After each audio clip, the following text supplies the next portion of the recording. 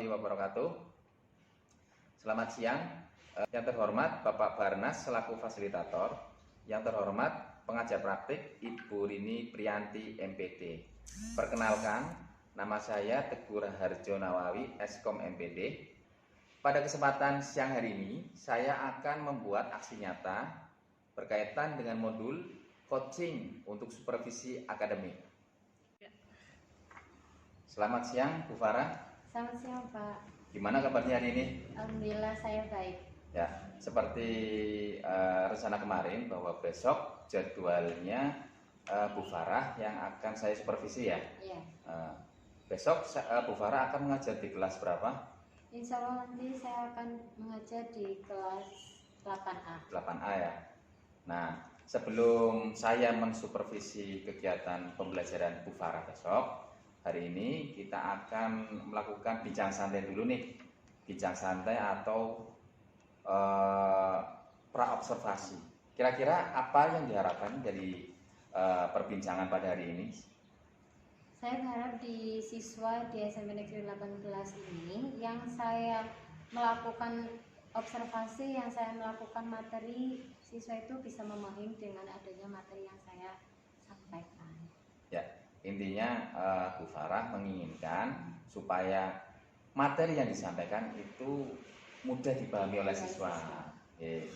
Baik, kira-kira materi apa nih yang Bu Farah akan ajarkan ke siswa besok?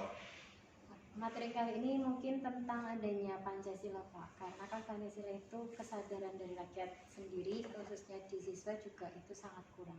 Oke, materinya tentang Pancasila ya. Setelah tadi materi yang disampaikan oleh Bu Farah, kira-kira tujuan pembelajarannya ingin dicapai besok itu seperti apa?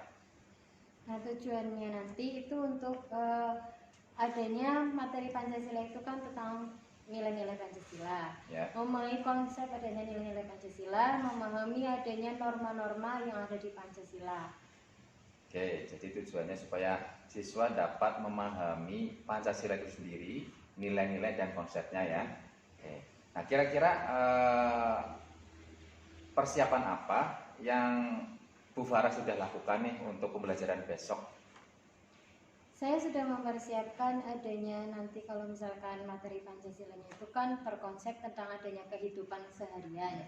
Nah, di situ nanti saya ingin memperkenalkan bahwa sila yang pertama itu kan tentang adanya nilai-nilai agama, di mana nilai-nilai agama itu bisa dibagi menjadi beberapa kelompok yang nantinya bisa mengobservasi dari kelompok A sama kelompok B itu nanti bisa mendiskusi bahwa yang agama ini dia harus toleransinya seperti apa, perbedaan agamanya ini toleransinya itu seperti apa, dan nilai yang harus diterapkan itu pada sila yang pertama itu harus sesuainya bagaimana.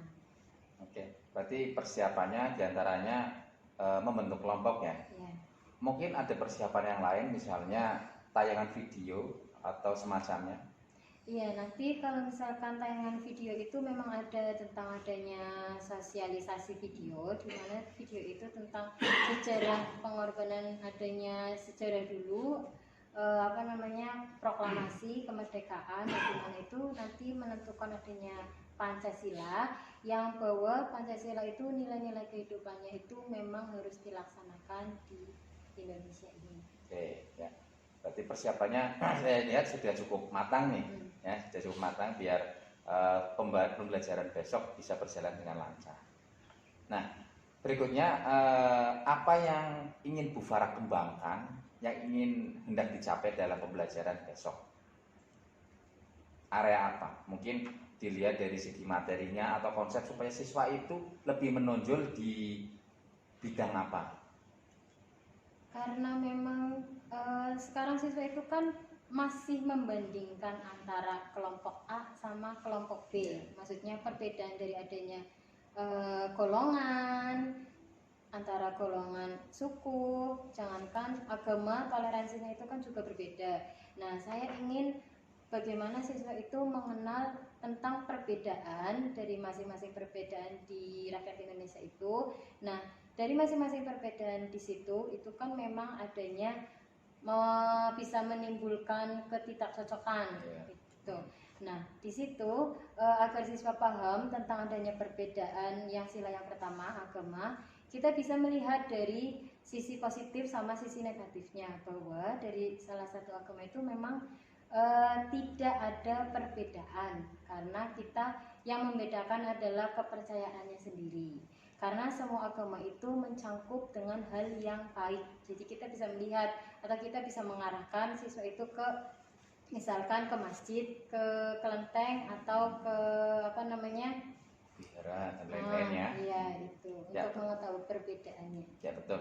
Berarti intinya yang ingin hendak dikembangkan di sini supaya siswa lebih bisa menerapkan ya, menerapkan nilai Pancasila, diantaranya adalah toleransi beragama. Toleransi beragama dengan tetap mengedepankan kemanusiaan tanpa memandang adat istiadat, suku, budaya, dan atau sara itu ya, sara itu. Oke, ya. Nah, kira-kira kesulitan atau hambatan apa yang dihadapi nanti pada saat pembelajaran besok? Kalau kesulitan siswanya itu memang yang satunya itu kadang siswa satu tidak fokus karena jangankan lagi kita kalau misalnya udah siang gini Pak, kan siswa itu belum fokus Ya, dengan tidak keadaan. fokus ya. Iya, tidak fokus, apalagi kalau misalkan kita tidak tahu permasalahan siswanya itu di rumah bagaimana. Nah, di situ juga kita harus paham tentang sifat A sama sifat B kayak gitu.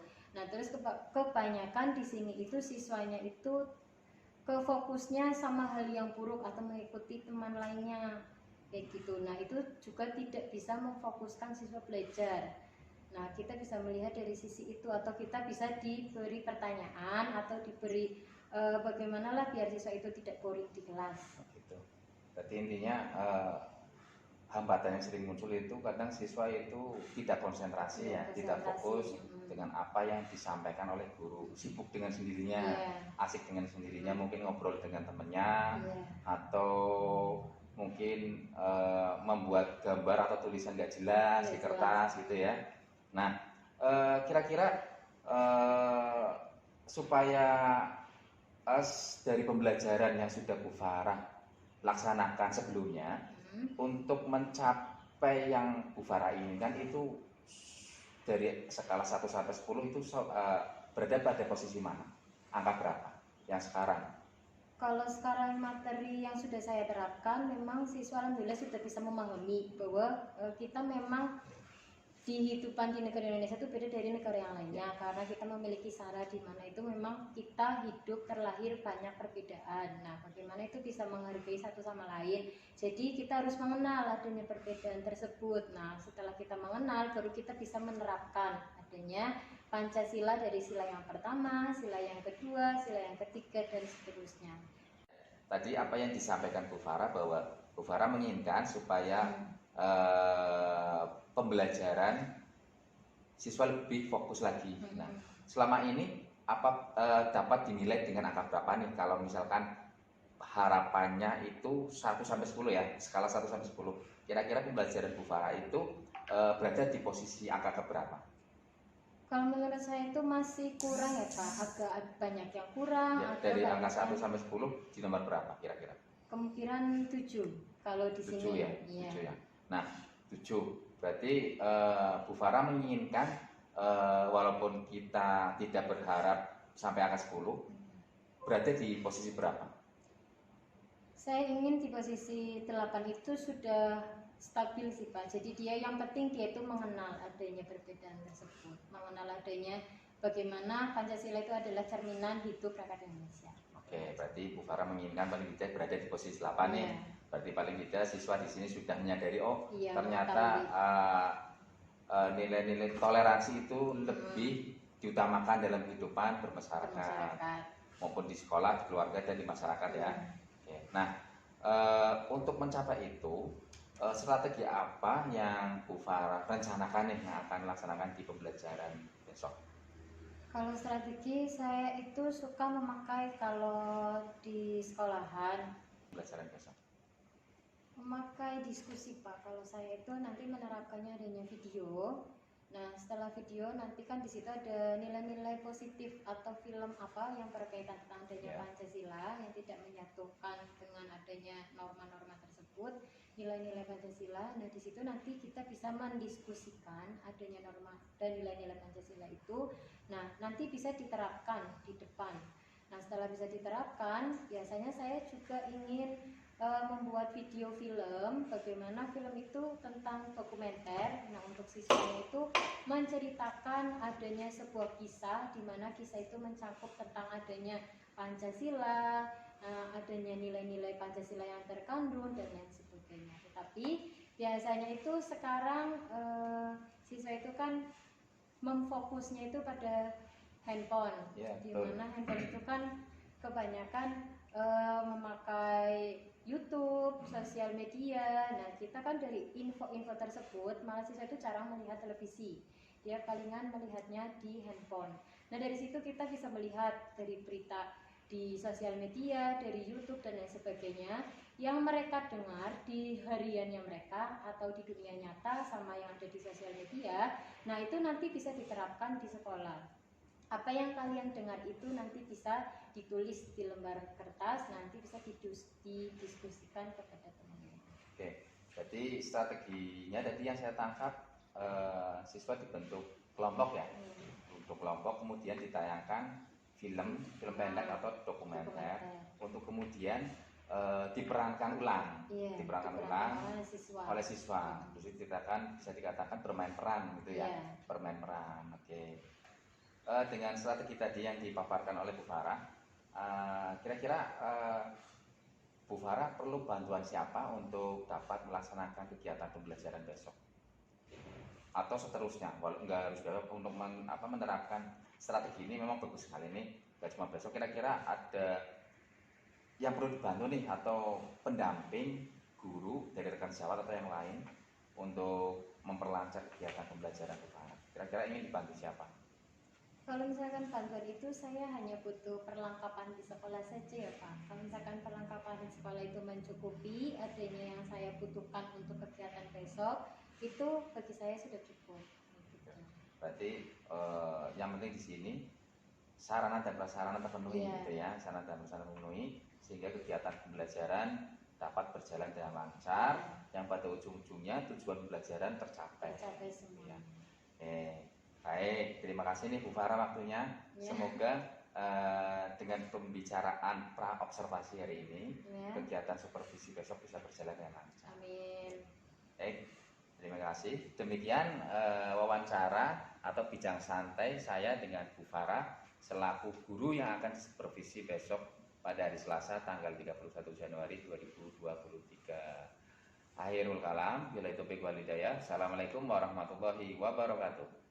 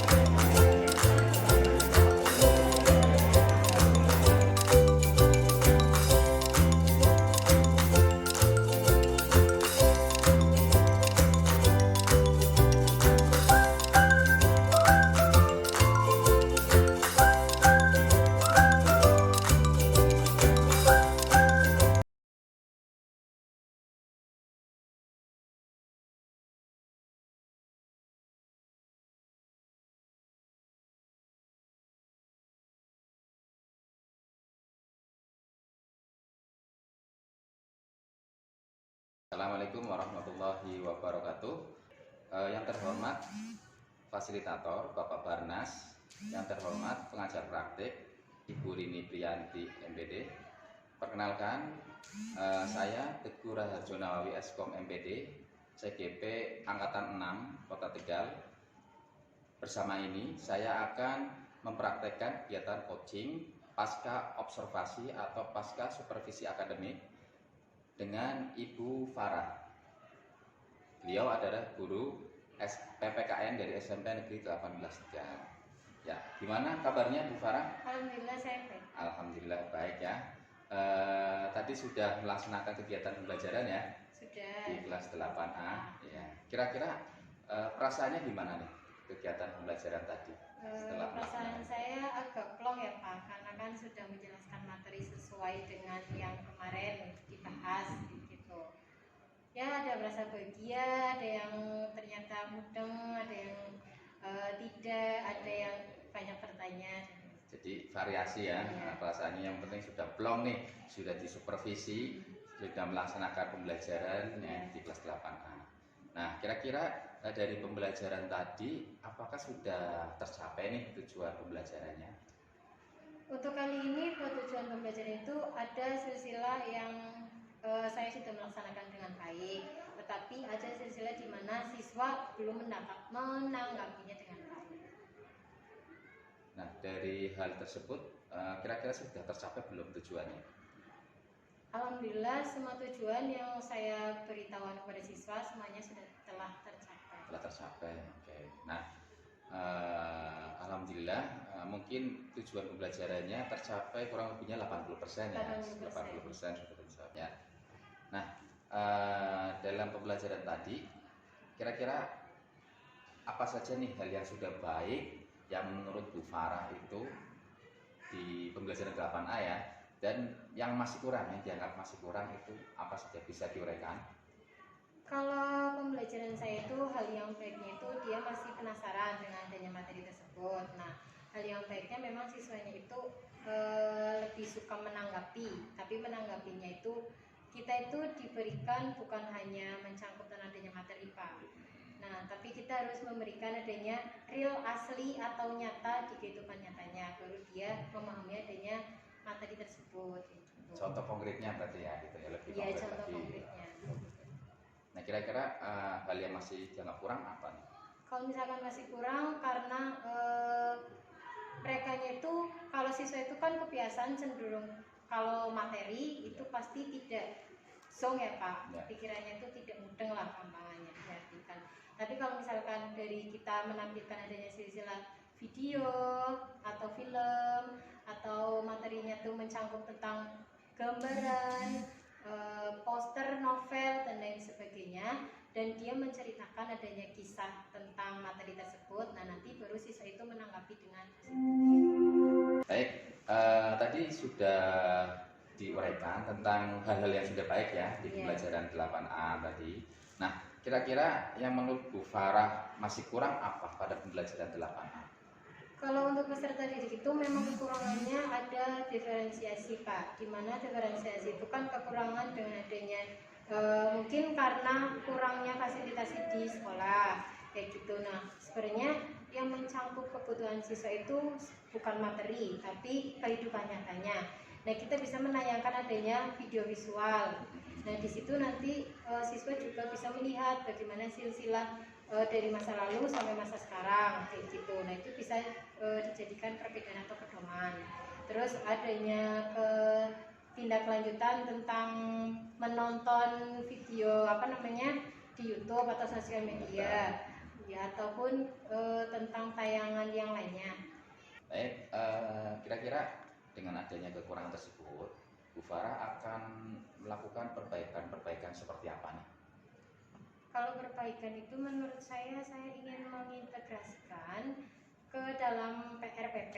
Nah, nanti di RPP itu nanti akan menerapkan tentang diferensiasi untuk peserta didik, di mana kita bisa memilah-milah peserta didik itu yang baik, yang bisa ikut dalam visual itu peserta didik yang mana, kalau yang ke dalam poster itu peserta didik yang mana gitu. Jadi kita bisa tahu kemampuan dari masing-masing peserta didik, bukan cuma kita fokus untuk memberi materi dan lain sebagainya, tapi kita juga harus fokus bagaimana kemampuan peserta didik itu untuk melakukan atau dia bisa menanggapi materi yang kita sampaikan. Ya, berarti nanti Bu Farah akan itu ya istilahnya mengintegrasikan pembelajaran berdiferensiasi ke dalam RPP. Kemudian Bu Farah selanjutnya akan memetakan kebutuhan siswa berdasarkan gaya belajarnya. Misal ada yang gaya belajarnya menggunakan pendengaran atau auditori, ada yang gaya belajarnya menonton visual, dan ada yang gaya belajarnya langsung praktek atau kinestetik. Baik, bagus sekali Bu Farah. Nah, kira-kira untuk melaksanakan perbaikan tersebut butuh waktu berapa lama? Kemudian kalau misalkan siswa itu kan cenderung memang dia lebih suka di luar ruangan. Nah, kemungkinan kalau misalkan ada banyak pendukungnya dari semua fasilitas, nah itu fasilitas RPP dan lain sebagainya, kemudian hanya paling lama 3 bulan. Kalau paling cepatnya itu ya palingan hanya 1 bulan. Kalau misalkan kemampuan kita itu masih paling lama 3 bulan ya. Ya baik, saya kira juga wajar karena untuk menyusun RPP berdiferensiasi butuh waktu yang longgar juga ya. Butuh waktu yang longgar, juga ada perlu juga adanya fasilitas yang disediakan sekolah yang bisa mendukung, serta mungkin ada nggak semacam Bu Farah menginspirasi siapa atau yang bisa menjadikan motivasi untuk melakukan perbaikan itu siapa? Kalau masalah motivasi itu kan pasti ada silsilah pendukung di belakang kita ya Pak. Kalau misalkan kita cuma hanya menyampaikan atau kita punya ide dan lain sebagainya tetapi tiada pendukungnya, yaitu sepertinya hal seperti itu mustahil untuk dilakukan. Tapi kan yang saya lakukan ini pasti saya ingin ada pendukung dari teman kerja, ada dari Bapak Ibu guru, waka yang bisa mendukung, terus ada Bapak Kepala Sekolah, itu kan juga paling penting lah dari kehidupan berpendidikan. Ya, berarti rekan sejawat ya, teman Bapak Ibu guru, serta utamanya dari kepala sekolah. Karena kepala sekolah itu pembuat kebijakan untuk mendukung pembelajaran ya. Kadang Pak ini LCD-nya kurang, ya siap beli gitu. Pak ini butuh ini, siap beli gitu ya. Ya itu bagus sekali ya. Itu memang butuh dukungan atau support dari kepala sekolah dan teman. Baik, setelah panjang lebar nih kita ngobrol berkaitan dengan kegiatan supervisi, kira-kira kapan nih perbaikan akan dilakukan?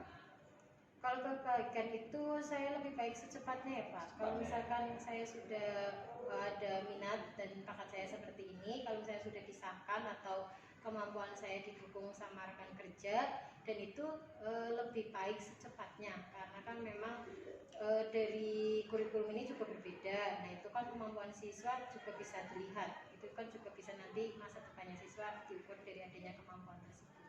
Ya, berarti rencananya akan dilakukan atau tidak akan secepatnya? Mungkin minggu depan lah sudah mulai bergerak gitu ya, bergerak dengan membuat RPP yang berdiferensiasi, mungkin berdiskusi dengan guru yang sudah melaksanakan itu ya. Itu juga ada Bu Farah atau aplikasi apa, PMM ya, itu juga menjadi sumber belajar untuk meningkatkan kualitas profesional kita ya. Ya itu bagus sekali. Nah setelah perbincangan panjang lebar nih berkaitan dengan kegiatan supervisi, kira-kira apa nih harapan Bu Farah setelah kita atau dengan kita melakukan coaching seperti ini? Ini kan coaching tujuannya untuk dorongan dari dalam untuk menemukan solusi dari permasalahan yang ada. Kira-kira apa harapannya coaching seperti ini?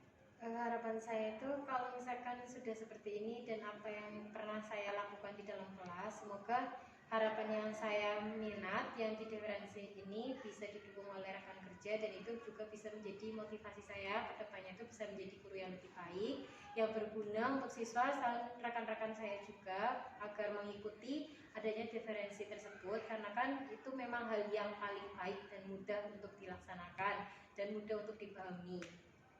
Ya, berarti harapannya adalah supaya dapat meningkatkan kompetensi mengajar mengajar, utamanya juga tidak membosankan dari pihak guru sama dari pihak siswanya. Ya betul sekali, berarti harapannya pembelajar dapat melaksanakan pembelajaran berdiferensiasi yang tujuannya untuk dapat meningkatkan pemahaman siswa dan tidak boring, atau siswa menjadi lebih aktif, mungkin ya lebih aktif mengikuti pembelajaran di kelas, gurunya juga tidak boring, tidak bosan, sehingga antara guru dan peserta didik saling mendukung demi tercapainya tujuan pembelajaran.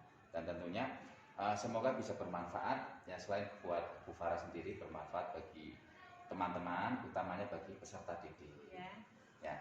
Baik, demikian wawancara pasca observasi atau supervisi akademik. Terima kasih Bu Farah atas waktunya. Sama-sama, Pak. Ya, semoga bermanfaat ya bagi Bu Iya, Farah.